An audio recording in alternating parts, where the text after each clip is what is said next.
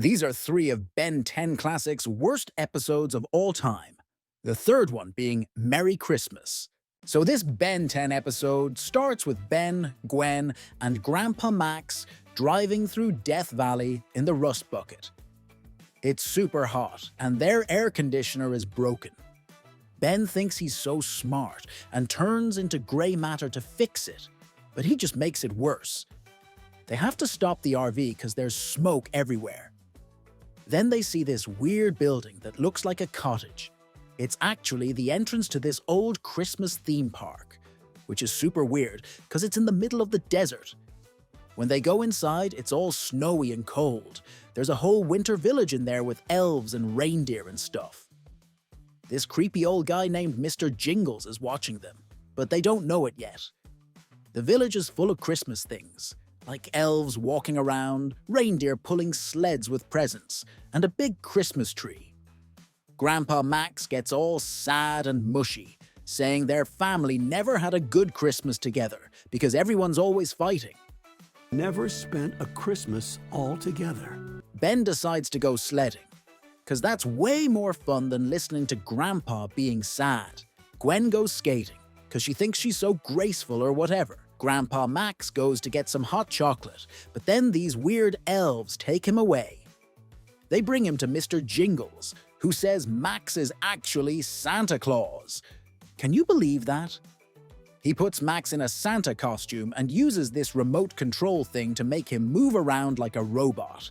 I am not Santa. While all that's happening, Ben and Gwen are looking at presents under the big tree.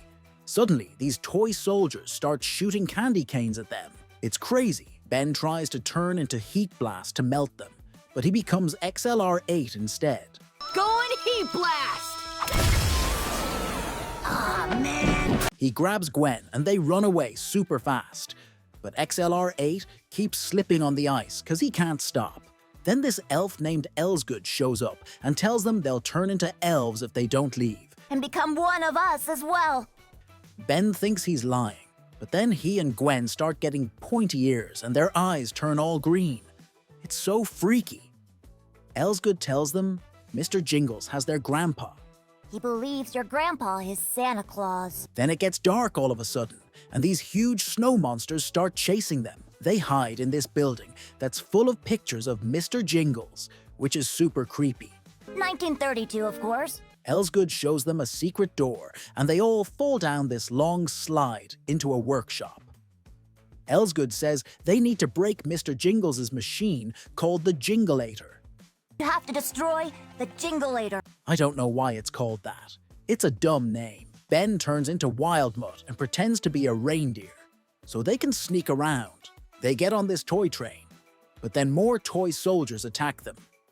Wildmutt tries to fight them off, but they all end up falling off the train anyway. They land in the workshop, and Mr. Jingles shows up. He makes them work on this toy assembly line, which is so boring. Ben sees the Jingleator machine and turns into grey matter again to try and stop it. He has to sneak around and dodge all these elves and reindeer. He finally gets inside the machine and shuts it down. It explodes, and Grandpa Max isn't being controlled anymore. But the curse is still there, and Ben and Gwen are still turning into elves. Mr. Jingles says he needs to make perfect toys to break the curse. Grandpa Max gets all cheesy and says Christmas isn't about presents, it's about being together. Christmas isn't about giving the perfect toy. It's about the spirit in which we give. Then Ben turns into Stinkfly and flies around the world super fast to deliver all the gifts. I don't know how that's supposed to help, but whatever. When they get back to the village, the curse is magically gone. And there are families there now. They meet old Elsgood, who wasn't even trapped in the first place. Then they just leave, and their air conditioner is still broken. This episode is the worst ever, because nothing makes sense. Grandpa, you're back to being Grandpa. Next up, we have the episode Super Alien Hero Buddy Adventures. Okay, so this episode starts with Ben and Gwen watching this really stupid cartoon called Super Alien Hero Buddy Adventures. It's got these lame characters that look just like Ben's aliens, but they're all cartoony and dumb. Ben gets so mad because he thinks they totally stole his ideas. I mean, come on, there is aliens. Someone's paying for this. So then their RV breaks down near this amusement park place called Planetary Studios.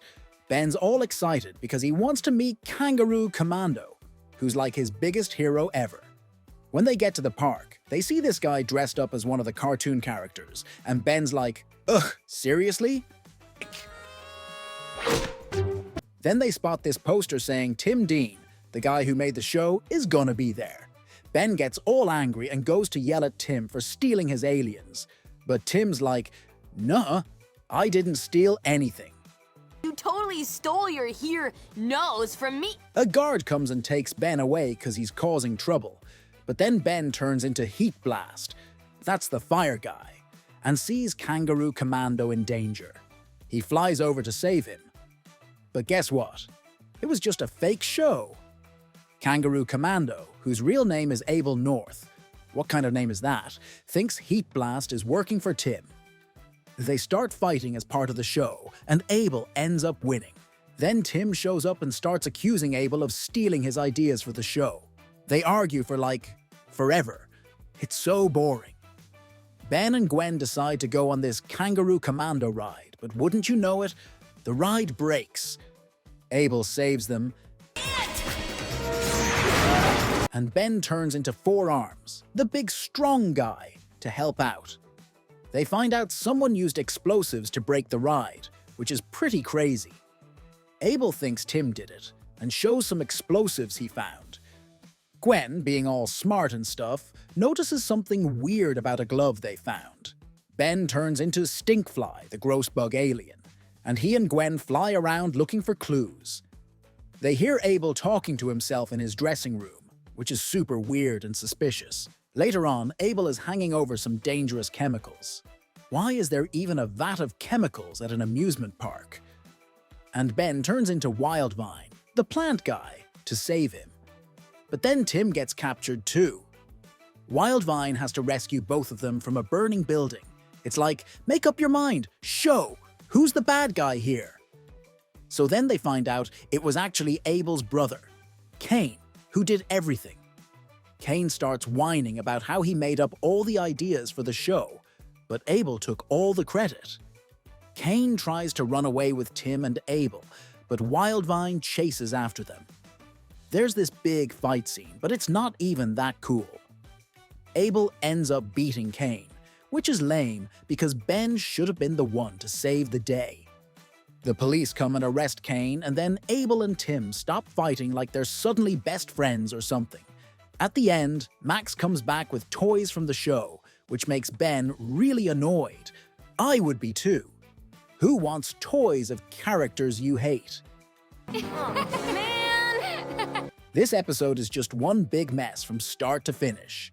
It's boring, confusing, and doesn't even have any cool alien fights. If I were Ben, I'd be pretty mad about this episode too. And finally, the worst episode of Ben 10 Classic has to be Don't Drink the Water. The episode begins on a dark and stormy night. Hex, a bad guy, is feeling weak because Gwen took his powers away. He goes to a magic shop and asks the shopkeeper to make him strong again. When the shopkeeper says no, Hex gets mad and attacks him. Scared, the shopkeeper gives Hex some special water from the Fountain of Youth and tells him where to find more. Meanwhile, Ben, Gwen, and Grandpa Max are visiting St. Augustine. They're looking at a stream that an explorer thought was the Fountain of Youth. Grandpa Max can't read a sign, and Ben makes fun of him for getting old. Gwen doesn't like this. At a carnival, Grandpa Max wants to try a dunk tank game. The guy running it, Hector, tells him not to, but Grandpa Max does it anyway.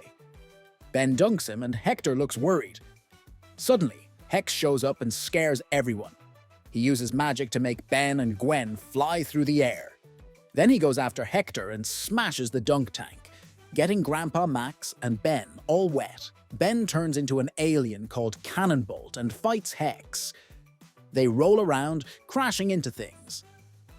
Grandpa Max tries to protect Hector. Gwen and Cannonbolt think they've caught Hex, but he disappears. They find Grandpa Max stuck under a broken ride. When they get him out, he's turned into a 10-year-old kid. At first, Grandpa Max thinks this is awesome and acts silly.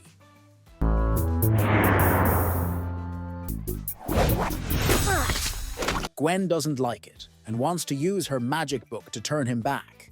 But kid Grandpa Max says no. In their RV, they look at the water from the dunk tank. Gwen finds a clue about who made it. The police show up, so Ben turns into a young version of Four Arms, and they run away. When they get to where the water was made, Ben is now only 4 years old. They find Hector tied up inside. Hex makes a robot bulldozer attack them. Ben turns into Wildmutt, a dog alien, and destroys the robot.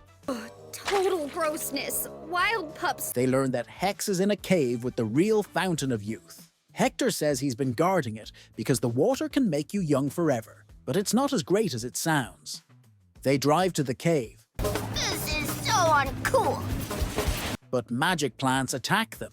Ben turns into Stinkfly and uses stinky gas to kill the plants. In the cave, everything starts falling apart.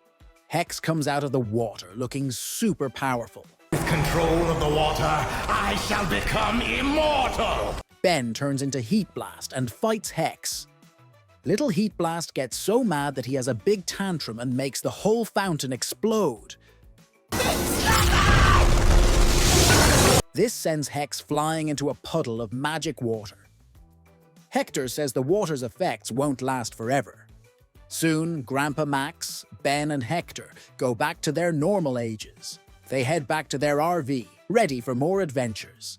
At the end, we see that Hex turned into a baby from the magic water. His sidekick, Charmcaster, is happy because now she's in charge. I think this episode is super fun. It's got action. It's funny seeing Grandpa Max as a kid, and it's cool how Ben gets new kid alien forms. But it also makes you think about stuff, like how it would be to be a kid again if you're a grown-up, or how it feels to suddenly have to be the responsible one if you're usually the troublemaker. If I had to rate it, I'd give this episode an 8 out of 10. It's not perfect. Like, how come the Fountain of Youth water affected the Omnitrix? That doesn't make much sense.